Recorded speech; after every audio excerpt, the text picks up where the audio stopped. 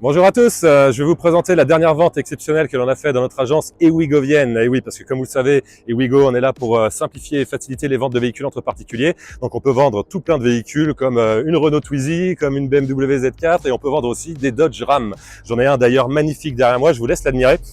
Donc on parle d'un modèle de 2022 avec 45 000 km. Au niveau du bloc moteur, nous avons bien sûr le V8 qu'on appelle le T-Rex. Pourquoi? Parce que la puissance est portée à 707 chevaux d'origine. Sur ce modèle-là, notre client l'a fait monter à l'éthanol. On vous laisse imaginer pourquoi. Je vous en parlerai plus en détail après de la consommation du véhicule. Du coup, ce véhicule-là, aujourd'hui, il fait sans doute un peu plus puissant parce que l'éthanol, on le sait, sur des moteurs turbo, a un meilleur rendement. Voilà, donc on n'a pas la puissance officielle, mais on sait en tout cas que ça fait plus de 700 chevaux. Voilà, je vous laisse imaginer la bête. Venez, je vous propose qu'on fasse ensemble le tour du véhicule. Donc vous pouvez voir bien sûr qu'il est monté en pack black avec toutes les finitions black de partout, une petite touche noir mat sur le capot. Sur le capot, vous voyez bien marqué TRX pour T-Rex. Vous voyez bien marqué 6 litres 2 supercharged. Nous avons bien un V8 biturbo. Je vous laisse admirer les jantes en pneus Goodyear, la seule montre qui existe sur ces véhicules-là. Des pneus monstrueux qui font plus de 30 cm de large. Voilà, alors il faut bien ça pour la bête. On parle ici d'un véhicule qui fait pas loin de 6 mètres de long. On est dans les 3 tonnes également en poids. On est sur un camion roulant, quoi. C'est quelque chose d'incroyable. Donc je vous propose qu'on fasse d'abord le tour extérieur. On verra après un peu pour les détails intérieurs. Vous pouvez voir la peinture pailletée. Le véhicule est couvert d'un PPF XPEL sur toute la surface du véhicule, bien sûr, de façon à le protéger au maximum. Voilà, je vous laisse vous approcher. On voit l'antenne requin qui rend vraiment, je trouve, super bien sur cette voiture là, sur le toit. Vous pouvez la regarder. On a le rideau de Ben, bien sûr, pour protéger ce qu'on a à l'intérieur. Quand on arrive à l'arrière du véhicule, donc on voit marqué RAM en noir sur noir, c'est magnifique. On a bien sûr un attelage, c'est bien pratique pour ce genre de véhicule. Et je vous laisse regarder plus près les pots d'échappement. On en a deux comme ça. Honnêtement, même sur une Porsche 911 GT3, ils sont pas aussi gros. C'est hallucinant le bruit que ça fait. Maintenant, on va jeter un petit coup d'œil rapide à l'intérieur. Je vais pas enlever le rideau de coffre, mais juste pour vous montrer à quoi ça peut représenter. On a une barre RAM qui est là pour protéger, pour faire un premier coffre avant un deuxième coffre, parce que bien sûr, avec toute la longueur, on a une benne qui est beaucoup plus grande que ça, mais ça nous permet d'attacher. Vous voyez, vous pouvez mettre vos objets dedans, les attacher sur la barre RAM de façon à ce que ça bouge pas dans tous les sens. Hop. Donc on a un véhicule qui est vraiment pensé à la base pour le tout-terrain le plus énervé possible. Avec ça, vous allez dans les dunes, dans le désert, vous passez partout. Mais il est également pensé pour le quotidien. Comme vous voyez, la barre RAM et tout plein d'options qu'on va pouvoir admirer à l'intérieur pour pouvoir apprécier ce véhicule en roulant tous les jours avec. Voilà, donc les vitres teintées, le marchepied, le petit détail avec marqué RAM dans les rétroviseurs. Et tenez, je vais vous montrer un détail super intéressant. Je vous laisse vous rapprocher un petit peu du capot. Vous pouvez voir déjà une entrée d'air magnifique. On va l'ouvrir, ce capot d'ailleurs. Pourquoi on va l'ouvrir? Parce qu'il y a vraiment quelque chose de très original là-dedans. Vous allez voir, c'est pas pour rien qu'il s'appelle le T-Rex. Je suppose que tout le monde connaît le Ford F-150 Raptor. Voilà. Tout le monde a vu le film Jurassic Park. Voilà, je pense que vous commencez à avoir une idée de ce dont je vais vous parler. Donc vous voyez ici la plaque, le cache moteur du TRX avec marqué TRX. Et là, on va enlever ce cache. Et que voyons-nous en dessous?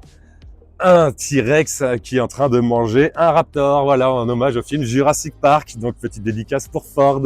Ils sont forts chez Dodge. Alors nous voilà maintenant à l'intérieur de ce véhicule incroyable. Comme vous pouvez le constater, première impression, on a de la place. Ouais, forcément. Vu la taille extérieure du véhicule, forcément à l'intérieur on est bien. Je vous laisse admirer un petit peu tous les petits détails, les finitions carbone, cuir Alcantara sur le tableau de bord. Comme vous pouvez le voir, il y a marqué Harman Kardon un petit peu partout. On a un très bon son sur ce véhicule. Nous avons bien sûr un grand écran tactile. Nous avons la boîte automatique. Nous avons ici le bac de rangement. Comme vous pouvez le constater, il est énorme. Voilà, il y a de quoi mettre, il y a beaucoup de profondeur. Vous pouvez ranger beaucoup de choses là-dedans. Et vous pouvez regarder plus en détail. Là, vous voyez la plaque TRX avec le numéro de série du véhicule, avec bien marqué RAM. On voit bien marqué le numéro de série et également 702 HP. Voilà, d'origine, il faisait donc 702 chevaux. Je vous propose qu'on démarre ce véhicule pour entendre, écouter un petit peu ce que ça donne. Alors là, il est en mode normal. Vous avez vu, on a entendu un petit vrombissement, un méchant. Vous avez vu mon siège électrique qui s'est rapproché un petit peu, les réglages enregistrés bien sûr. Et là maintenant, on va regarder un petit peu justement les modes de conduite. Mais avant de changer de mode de conduite et pour mieux s'en rendre compte, on va commencer par regarder le toit ouvrant panoramique. Oui, comme vous pouvez le voir, nous sommes bien sûr sur un toit ouvrant panoramique. Donc on commence par... Ah non, c'est pas le bon bouton. Ah oui, il y a beaucoup de boutons. C'est celui-là, le toit ouvrant panoramique. Donc c'est pas le petit, c'est le grand toit ouvrant panoramique. Hop, qui fait bien toute la taille du véhicule. On va enchaîner sur l'ouverture du toit. Hop.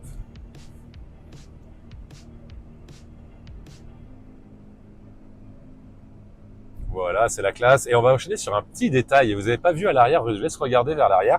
Il y a une petite vitre au milieu, vous voyez, dans la question derrière. Et bien, cette vitre, elle s'ouvre. Voilà. Alors, à votre avis, cette vitre, pourquoi elle s'ouvre? Certains pourront dire pour ventiler un petit peu, pour avoir un peu d'air dans le véhicule. Et non, moi, je vais vous montrer pourquoi elle s'ouvre et on va le regarder ensemble. Vous voyez ici, là, on est en mode sport, justement. Eh bien, on est au point mort. On va mettre juste un petit coup de gaz et vous allez vous rendre compte pourquoi elle peut s'ouvrir, cette vitre. Voilà, c'est pour pouvoir apprécier le son du moteur parce que si jamais on ferme la vitre, on va remettre le même petit coup de gaz. Là, on l'entend beaucoup moins, le véhicule étant bien insonorisé. Voilà, je vais refermer aussi le toit ouvrant parce que comme vous avez pu le constater, il y a un bon soleil, on approche la canicule, 35 degrés, on va éviter de fondre. Donc non seulement je vais refermer le toit ouvrant, je vais également refermer le toit panoramique, histoire qu'on soit tranquille et qu'on puisse regarder un petit peu plus en détail les écrans. Les modes de conduite justement, donc là on était en mode sport. Nous avons un mode neige, un mode automatique, mode custom, le mode boue, le mode rock et le mode Baja.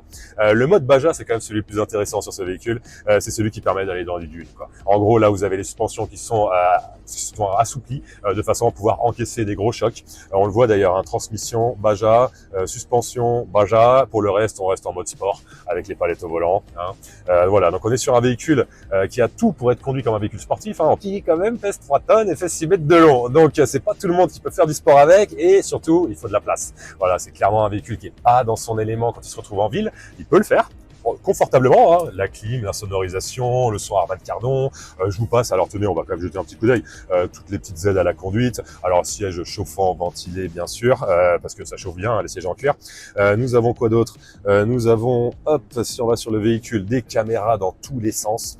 Donc on a les caméras, vous voyez, vue du rétro gauche, vue du rétro droit, caméra arrière, caméra avant, du coup ce qui nous donne une caméra 360.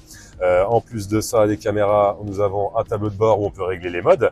D'ailleurs, chose originale, nous avons une page avec marqué Race Options. On peut avoir le témoin de changement de vitesse, le refroidissement après course, le contrôle du lancement. Qu'est-ce qu'on a d'autre? On a les performances. Donc les performances, on avait tout le détail, donc je ne sais pas trop les régler. Alors, ça, c'est les modes vraiment pour les pilotes et les gens qui utilisent le véhicule dans ses retranchements. Et là, on avait les drive modes qu'on a pu voir tout à l'heure.